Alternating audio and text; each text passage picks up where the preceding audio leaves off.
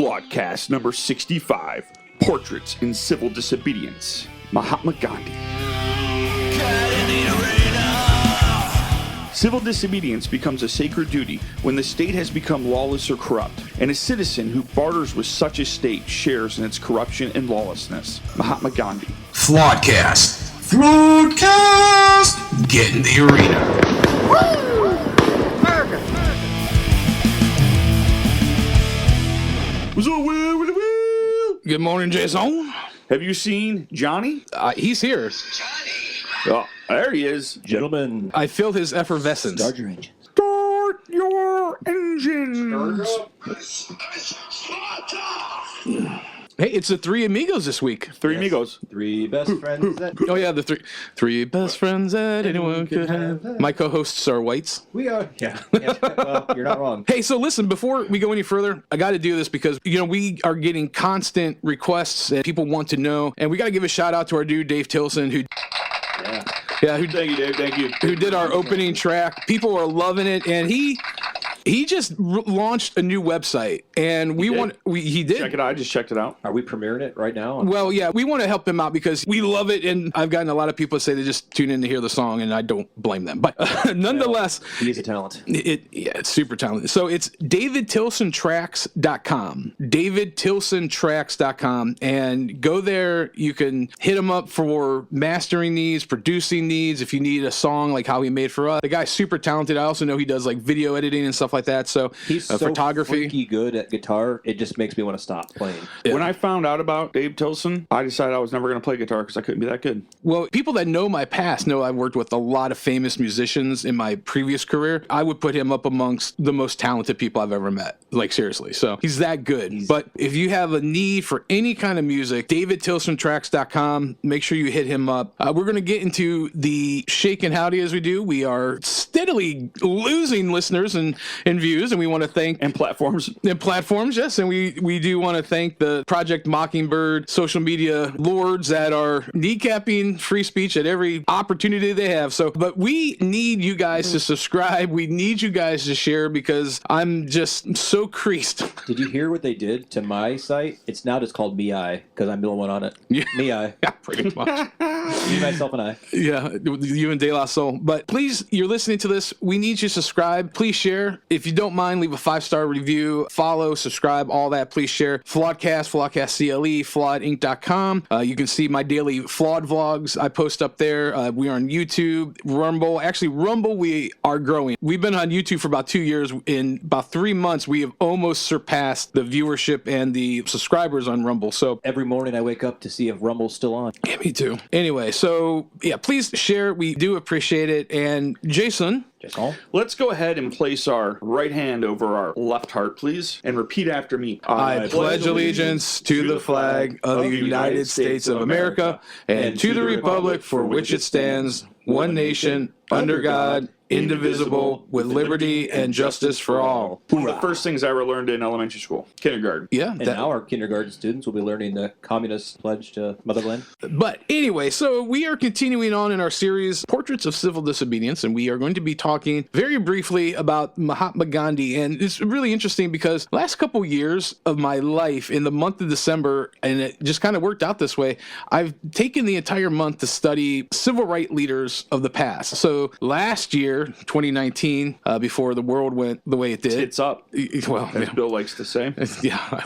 But I studied about Malcolm X, who may or may not appear in a future series. I don't know. But and this year, I really dived into the life of Gandhi. I'm absolutely riveted by this guy. I'm so impressed with what he was able to do. We're going to do a very brief overview of his life, and then we're going to talk about some of his sayings that, at least to me, have really reverberated. And I think that it's just a good way to realize that anything that we do right now is going to be misconstrued. It's going to be taken and portrayed in the absolute opposite way. So, for example, several million people go to protest and want to show their support for a certain president, perhaps, this is hypothetical, and maybe they want to exercise their First Amendment right, which is to peacefully protest, to petition their government for grievances. And like a couple clowns who may or may not have been assigned certain obligations, kind of manipulate and twist everything. I don't know. I'm just spitballing. But anything that we do moving forward has to be motivated out of a sense of love and duty and kindness, in that if we take a offensive route, it's going to be manipulated and it's going to be construed. So our best policy, the best thing we could do right now, if we really want to affect change, is to, in love and in the spirit of Christ, like we talked about a couple of weeks ago, and using like Gandhi's example, a couple other people talk down the road, just to do that. And this is the hard thing. Love's not the easy thing. And this is what effectively this is. So I don't know which one of you gents. I can rock and roll. Let me clear my throat. Mohandas Karamchand, also known as Gandhi, October 12th, 1869, through January 30th, 1948. The year of our Lord. 1948. 48. That's quite a lifespan. Oddly enough, that was the same year that Orwell's 1984 came out. Think about that. That's a nugget. Also known as Mahatma Gandhi, was an Indian lawyer, anti-colonial nationalist, and political ethicist who employed non-violent resistance to lead the successful campaign for India's independence from British rule, and in turn inspired movements for civil rights and freedom across the world. The honorific Mahatma, Sanskrit great-souled venerable is what it means, first applied to him in 1914 in South Africa, is now used throughout the world. Born and raised in a Hindu family in coastal Gujarat, Western India, Gandhi trained in law at the Inner Temple, London, and was called to the bar at age 22 in June of 1891. After 2 uncertain years in India, during which he was unable to start a successful law practice, he moved to South Africa in 1893. He did this to represent an Indian merchant in a lawsuit, where he stayed for 21 years. It was in South Africa that Gandhi raised a family and first employed nonviolent resistance in a campaign for civil rights. In 1915, aged 45, he returned to India. He set about organizing peasants, farmers, and urban laborers to protest against excessive land tax and discrimination. Assuming leadership of the Indian National Congress in 1921, Gandhi led nationwide campaigns for easing poverty, expanding women's rights, building religious and ethnic amity, ending untouchability, and above all for achieving Swaraj, or what he likes to call self-rule. The same year, Gandhi adopted the Indian loincloth, or short, dhoti, if I'm pronouncing that correctly, and in the winter, a shawl, both woven with yarn hand-spun on a traditional Indian spinning wheel, or sharka, as a mark of identification with India's rural poor. Therefore, he lived modestly in a self-sufficient residential community, ate simple vegetarian food, and undertook long fasts as a mean of self-purification and political protest. Bringing anti-colonial nationalism to the common Indians, Gandhi led them in challenging the British-imposed salt tax with a 400-kilometer Dandi Salt March in 1930, and later called for the British to quit India in 1942. He was imprisoned for many years upon occasions in both South Africa and in India. Gandhi's vision of an independent India based on religious pluralism was challenged in the early 1940s by a new Muslim nationalism, which was demanding a separate Muslim homeland carved out of India. In August of 1947, Britain granted independence, but the British Indian Empire was partitioned into 2 dominions, a Hindu-majority India and a Muslim-majority Pakistan. As many displaced Hindus, Muslims, and Sikhs made their way to the new lands, religious violence, of course, broke out, especially in Punjab and Bengal. Eschewing the official celebration of independence in Delhi, Gandhi visited the affected areas, attempting to provide solace. In the months following, he undertook several fasts unto death to stop religious violence. Undertaken on January 12, 1948, when he was 78, also had the indirect goal of pressuring India to pay out some cash assets that were owed to Pakistan. Some Indians thought Gandhi was too accommodating. Among them was Netharam Godse, a Hindu nationalist who assassinated Gandhi on January 30th, 1948, by firing 3 bullets into his chest, which, I mean, if we know, it really just takes 2 shots in the air. Although Biden might have been in office back then. Who knows? Yeah, well, he is old enough. Right. That was before his 5th executive order, I think. There's a lot there, and it's hard to quantify a guy's life in a few brief paragraphs, and good job reading that, because I know there's a lot of hard to pronounce things. It was a tongue twister. It certainly was. But there's a couple things that I wanted to bring up. The first being, and I think there's an interesting relevant parallel to kind of what we're seeing with this whole Reddit GameStop kind of a thing. And there's a lot that... So one of the interesting things that I just kind of want to talk about, in South Africa, there was a lot of racism against people with darker complexions. He stood against that. And that's kind of where he came to, I don't want to say predominance, but that's where he gained his notoriety. And then he relocated back to India, which at the time, was effectively a British colony. Now, the interesting thing is through civil disobedience, through taking a stand and not retaliating in a physical sense. And a lot of it is also because they didn't have a Second Amendment. So they did what was necessary for them. The idea of, and I want to bring attention to this is one of the pivotal things in his life, when he made that walk, and I think it was like 230-mile walk from where he was in central India all the way to the coast, and basically they made salt. Now, the reason that is so important is because the British government controlled salt to all of India. It was almost like how the British kind of controlled tea in America in the colonies. So effectively what he was doing is taking this long walk, making this big to-do, if you will, and going to this place where they started to become self-reliant. They started to create their own salt. They began commerce. They began to engage in independence and separation from the tyrannical government that had them under thumb, if you will. And why I say it's an interesting parallel to what's going on with the short selling and everything on the stock market right now. I'm not a financial guy. I'm not a stock market guy. I was listening to an interview with Jordan Belfort this morning, actually, the infamous Wolf of Wall Street, talking about it. But basically, these common people like us, just regular folk, are doing exactly what these Wall Street business tycoons do day in and day out. But the difference is that these Wall Street people who have the politicians in their pocket suffer no repercussions. And now what we see are these, once again, just average people taking it upon themselves, and I would say in civil disobedience, to, literally cotton swab their financial rectums. So the other thing really to focus on and think about is Gandhi's hunger strikes, his fasting to bring about change. One of the things I think that's so significant about that is that isn't anything that I've seen any other civil rights leaders do, but certainly that's something that really escapes Americans. We hate the idea of fasting, and whether it be like food or whether it be giving up anything for any kind of a purpose above and beyond ourselves is such a foreign concept to us. But the idea that one of the last major acts of civil disobedience that he engaged in before he passed, this hunger strike, this fasting, helped to, I don't want to say reconcile India, because at that time, that's when India became two states. And that's why there's so much tension right now in India and Pakistan, and it just goes back to this, and obviously Gandhi's goal in life was to have a united free India, not to have two separate countries, but to try to bring about, in this case, it was between Hindus and Muslims and Sikhs, to try to bring some social, some religious, some healing and some harmony. I just think this is just a wonderful thing that we can look at and hopefully apply if necessary before we, go balls out with we go teats up with our guns blazing. So, well, it sounds crazy, but as my good buddy Seal likes to say,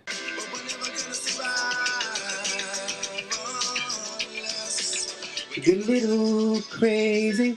I haven't heard that song in years, but I think you're right. I think we're in extraordinary times, and I think extraordinary measures are required. Yes, absolutely They're required, because not just a suggestion at this point in time.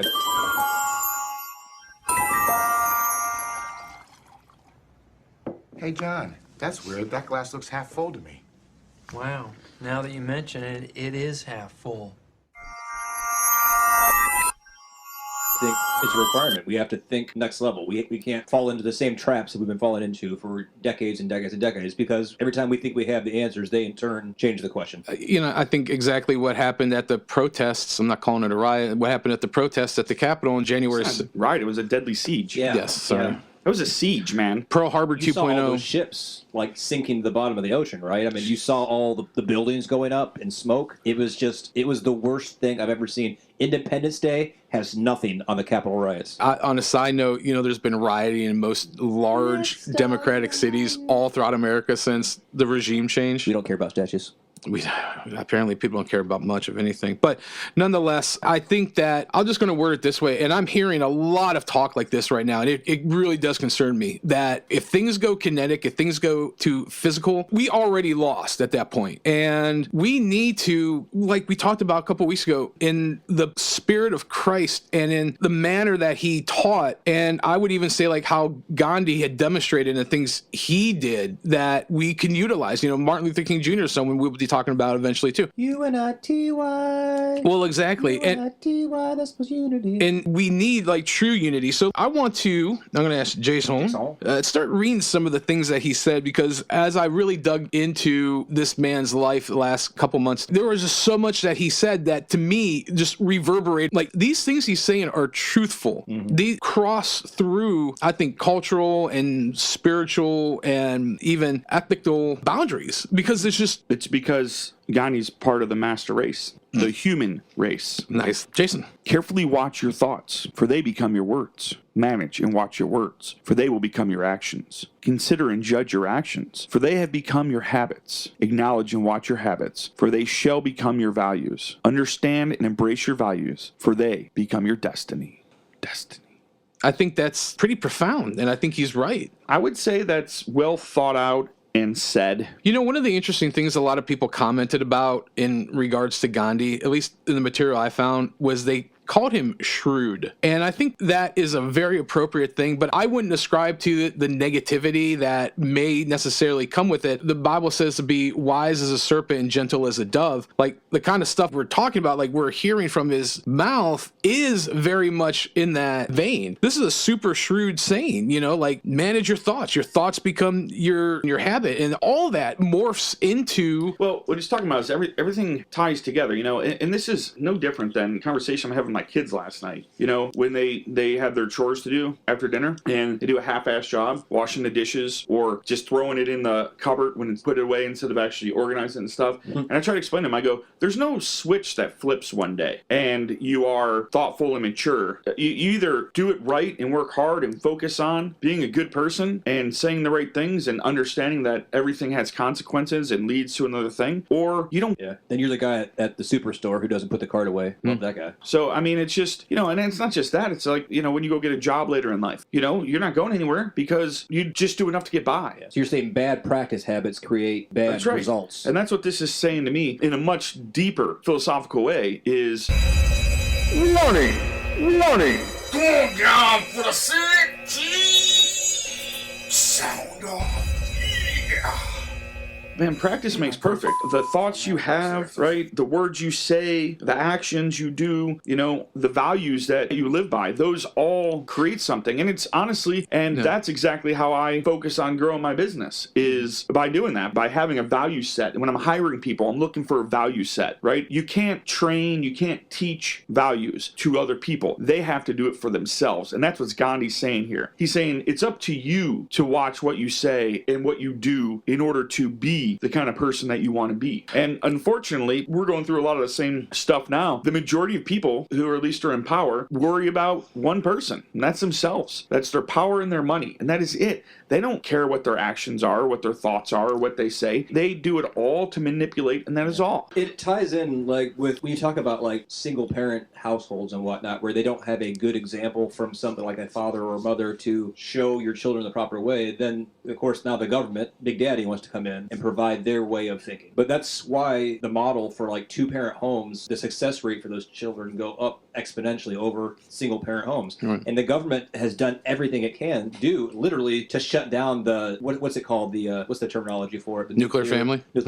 Yeah. And then it's like their mission to say that you don't need it. Well, I'm sorry, stats, we like to call them, would argue that data, I mean, the little thing we used to call say what? What you talking about, Willis? What you talking about, Willis? But case in point, I mean, we're not pulling this out of our rectums here. It's a fact. Check it out. Look it up. We're not COVID testing anything. Well, and I think look it up. And I think it goes back to you can practice good habits or you can practice bad habits. Michael Jordan didn't become the best NBA ball player in the world by taking a few jump shots and saying, I'm good, let's roll it out. Although some would say LeBron James is not the best. But that's, neither here nor there. All right, I'm going to read the next one. Straight Sports Center on you. I don't know. I like Scottie Pippen.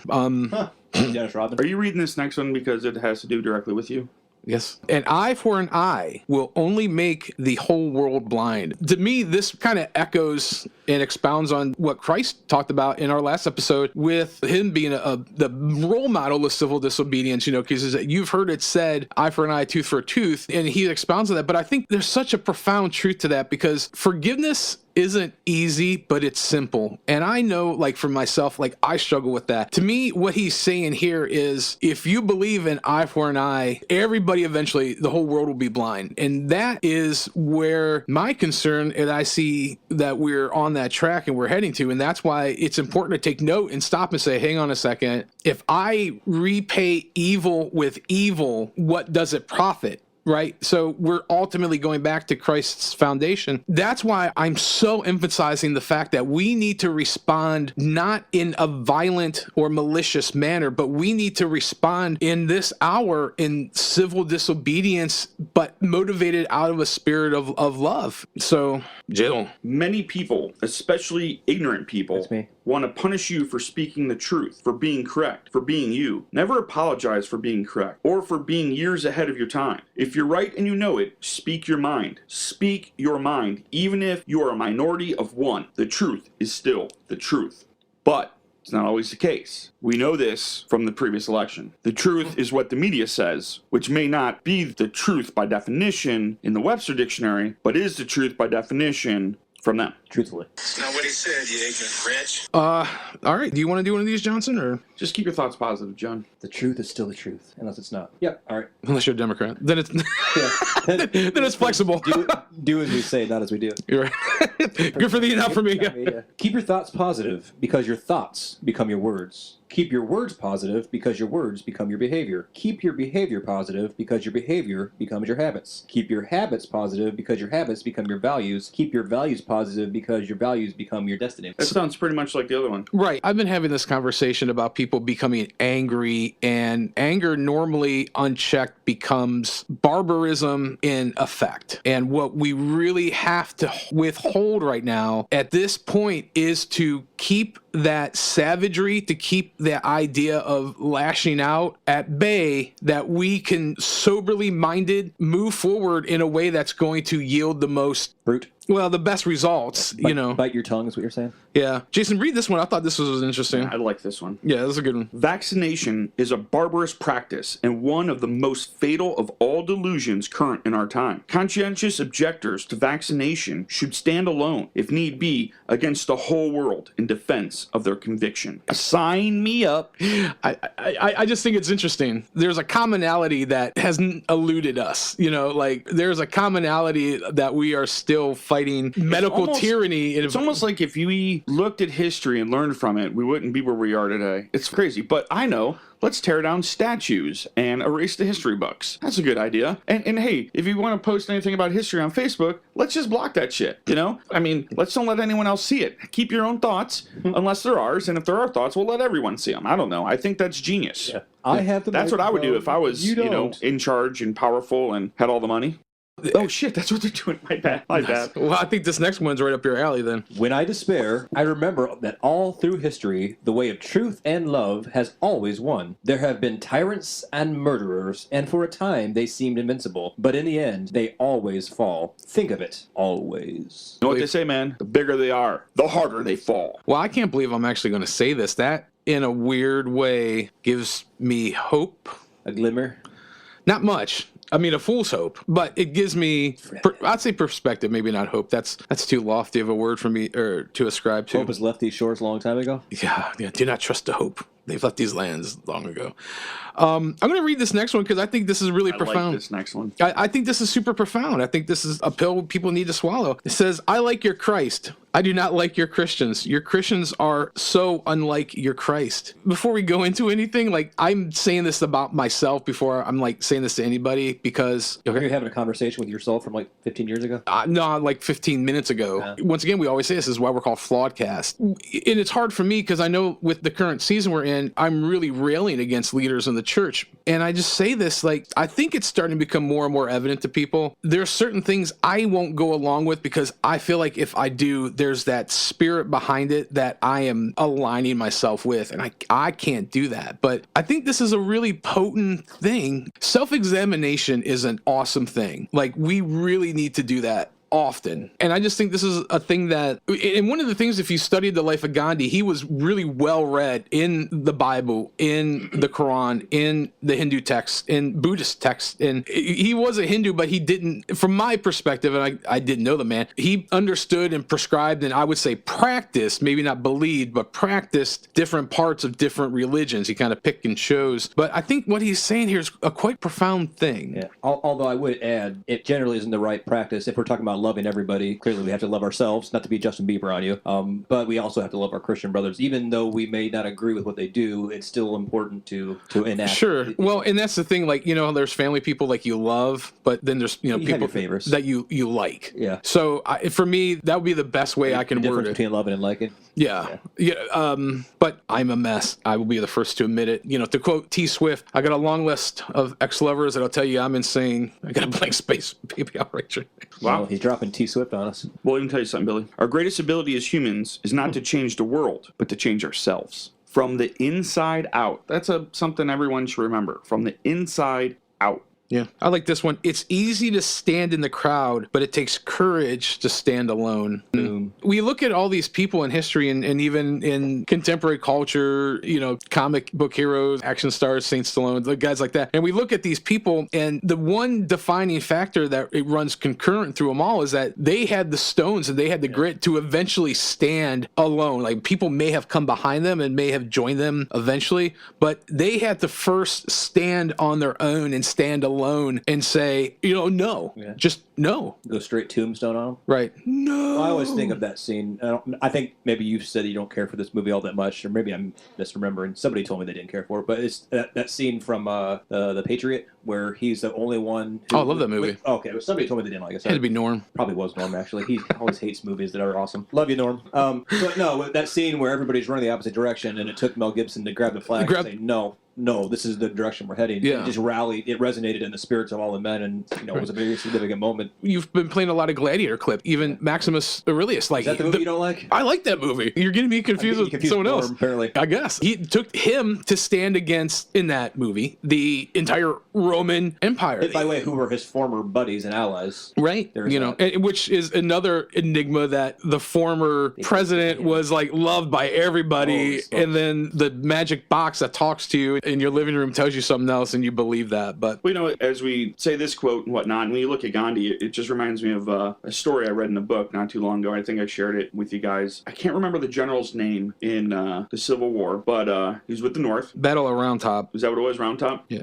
So these guys are what do we call it? What are they called? Joshua Chamberlain. It was a battalion. Yeah, okay. So Joshua Chamberlain, General Joshua Chamberlain, who was like a teacher or something like that, college professor or something in Maine before the war. His brother's in this battalion with him, and they've been fighting now for quite a while, and they're behind this, stone wall, and they're at the top of the hill, and the South, the Confederates, are at the bottom of the hill, and the Confederates have been pounding them and pounding them and pounding them. It's to the point now where there's only a few of them left, and ultimately, they're out of ammo. They each have like one shot left. That's it. So they can't even fire two shots. They can't even fire two shots. And they see that the Confederates just got reinforcements, and they start charging up the hill. And they look at him, and they're like, what do we do? What do we do? He realized that if he turns around and runs, that all he's doing is prolonging their death, because they don't have enough food, they don't have enough ammo, they're dead. So the only thing they can do is fight. And he just yells, fix bayonets. He yells, charge, and they start charging down the hill at the Confederates. Well, the Confederates are like, there's no way these are the same guys who've been beaten up for the last several days. They must have got reinforcements. And they turned and ran.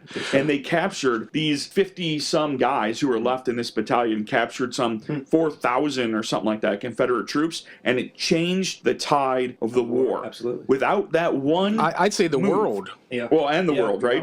Because that war obviously changed the world. And that's the thing, like, there's so much peer pressure, but it's the idea of seeing one person stand is often the spark that will hopefully light the powder keg. I mean, literally, that's where we're at right now. One person can make a change. Oh, yeah. Yeah. I mean, ultimately, if you want to change the world, start with yourself. That's deep. There you go. You're an enlightened cat. I dig talking to you.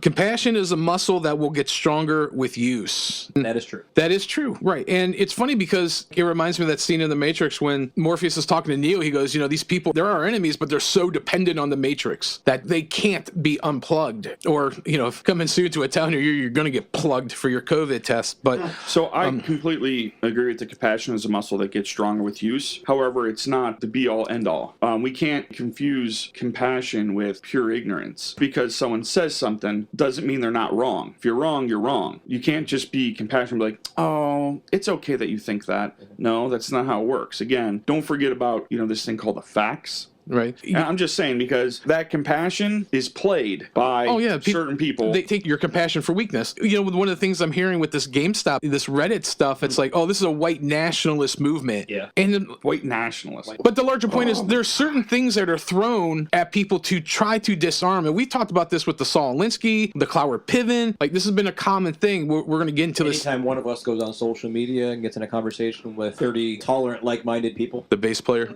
Yeah. I forgot about that.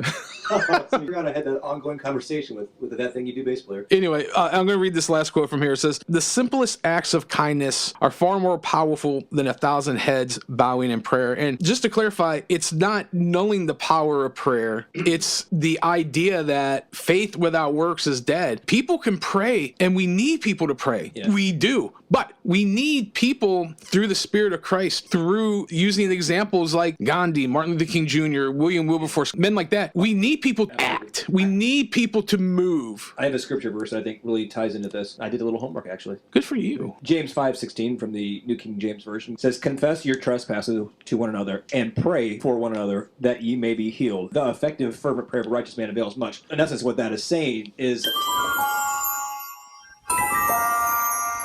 it's not just vain babblings. It's not just, there's a point to it. When you're praying for other people, when you're edifying people, when you're doing things the right way in the right mindset, that's power. That's powerful prayer. In essence, with Gandhi, if you dig into his history, he was speaking to like the divide between the Hindu and Muslim. It was the whole practice of we're just, we're bowing our heads, we're praying, but there's nothing behind. There's no power behind it. The power behind the prayer is the love message. It's the caring about people. It's about moving the message of Christ, and that, in essence, that's, I think, what he was getting at. I don't find any fault in that at all. But I think I would word it this way, and I get so many comments on this, and I don't know how to move past this, because to me, in my mind, this is the most practical example. Now we're being asked to wear 2 masks.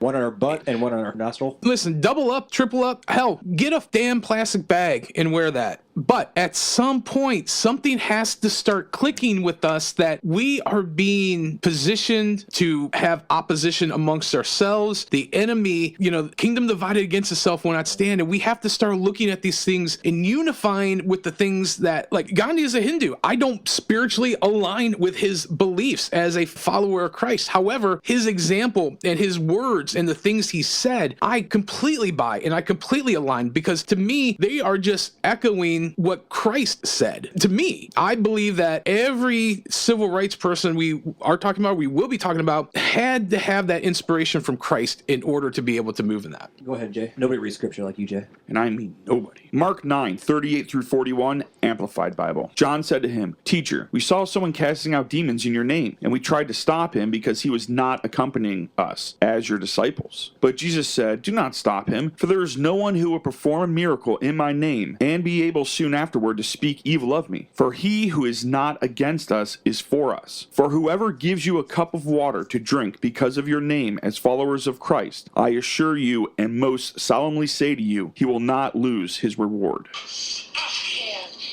exorcise the demons. This house is clear. To me, that's yet another unifying message, and that's yet another call to action. I believe when you look at the core of Gandhi's message, it was unification and action through love. He was Bob Marley without the cool beats. Well, yeah, to quote the Red Hot Chili Peppers, Bob Marley, poet and a prophet. Bob Marley taught me how to off it. I don't know what that means, but Anthony Kiedis does. He said it's got to be true, right? Yeah, I guess so. But I know that we got some interesting comments from the last episode about Christ being a civil rights leader and engaging in civil disobedience. But to me, Interesting quotes. Do you mean arguments or? no, just people like I never thought of it before. I've never looked at things that way, and I just think we need to. What has been working isn't working any longer. We're in a new era. Quit grabbing the square peg and trying to shove it through a round hole. Maybe take a step back. Yeah, there's not a person that I've spoken to that don't think we are going in a bad direction. Even the most obtuse minds would agree with that, I think. And my concern, I don't want to see, the difficult thing with being an American is we as a nation are born out of revolution. However, I really believe like the revolution we need to start focusing on is like the revolution with the Reddit and the GameStop, trying to usurp power and to extend influence in new ways and new peaceful arenas, and to expose, like now you're going to see these politicians, and they're going to be mostly Democrat. They're going to start to expose these hedge fund millionaires, billionaires, and you're going to see who and where people's allegiances are. I think this is what civil disobedience does. It exposes, it unifies, and ultimately through love, hopefully it avoids the loss of life. And and the key word being civil. All right, closing thoughts. Get up, stand up for your rights. No, man, I mean, this ties to, I don't know, our mantra, get in the arena. We don't have to do anything crazy right now. What we need to do is stand up together and just put our foot down. We got to keep trying. We got to keep fighting for it. They took down our mighty leader. That would be DJ. Now you're on the list. Old 45.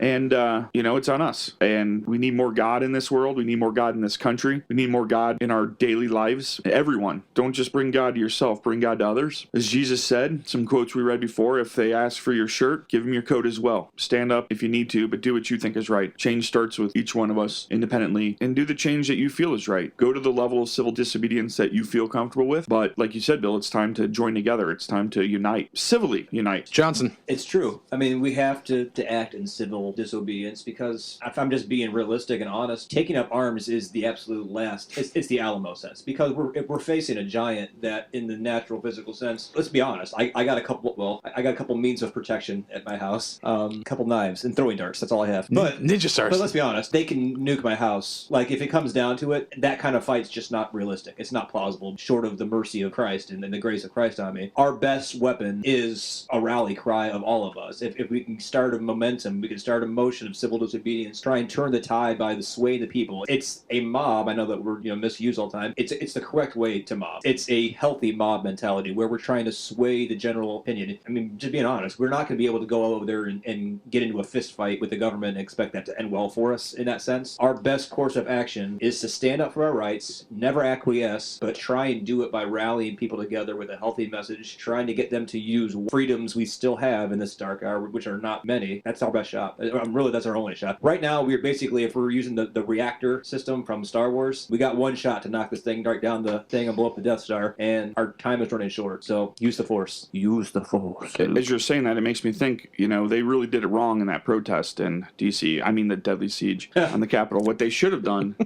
is had a double-barrel shotgun and just fired two shots in the air, and it would have resolved the entire conflict. So I'm just saying. Bill, what are your thoughts? I just don't know how to convince or encourage people anymore that we're where we're at. And I think eventually people are going to start to wake up and they're just going to see that the bill of goods they were sold is a fugazi, or they're not, and they're going to double down. So at either rate, we have a broken system that we have to learn to work within. And as we've learned from the examples of these men and we're referring to, they've had to pay heavy prices for freedom. And more than that, for others to have freedom. There's no reason to expect we won't have to pay a similar price. It's arrogance to think that. So with that being said, I just want to thank everybody for listening. Make sure that you subscribe everywhere podcasts can be heard. I think as of now, Apple, Spotify. We're currently on YouTube. We are migrating to Rumble because I think we're going to be getting kicked off YouTube eventually. Flawedcast, Flawedcast DLE, flaweding.com. That's where you can catch my daily Flawed vlogs. Also, make sure that you go to and visit us on our Project Mockingbird social media, Facebook, Instagram, Twitter, Gab, me, we. Me, I. Me, I. But, info at flaweding.com.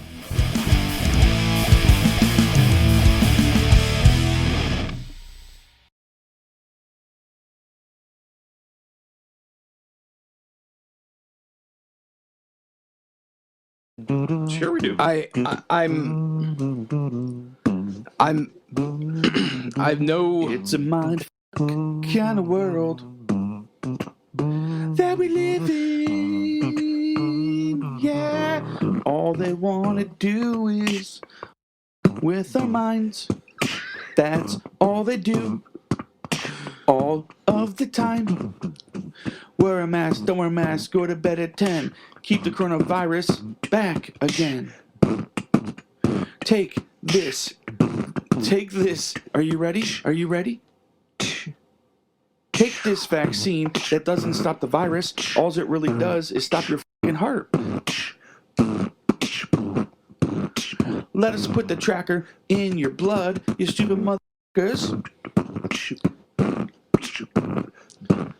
No one believes what's going on until it's too late. Just ask the Germans. Here's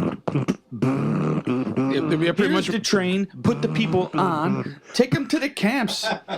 People are gonna be wearing 5 masks and have like a box of Q-tips shoved up their ass. Am I safe yet? No, Grandma. Nobody's safe. Bend over and grab your ankles, because society's coming in raw dog style. There's only one reason anyone's sticking anything in my ass. It's to make sure I don't have colon cancer.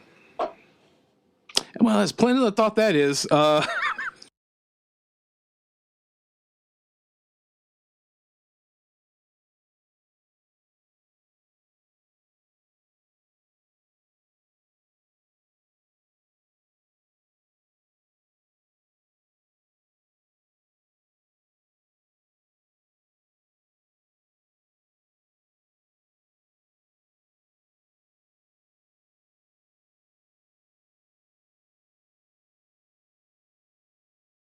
All right, let's get into this. Break it down. Break it down one more time. Put a little boogie in your butt. Put a little tree in your butt. Swab your butt for COVID, please. Put everything in that tree. Don't poop it out. Leave it in there, please.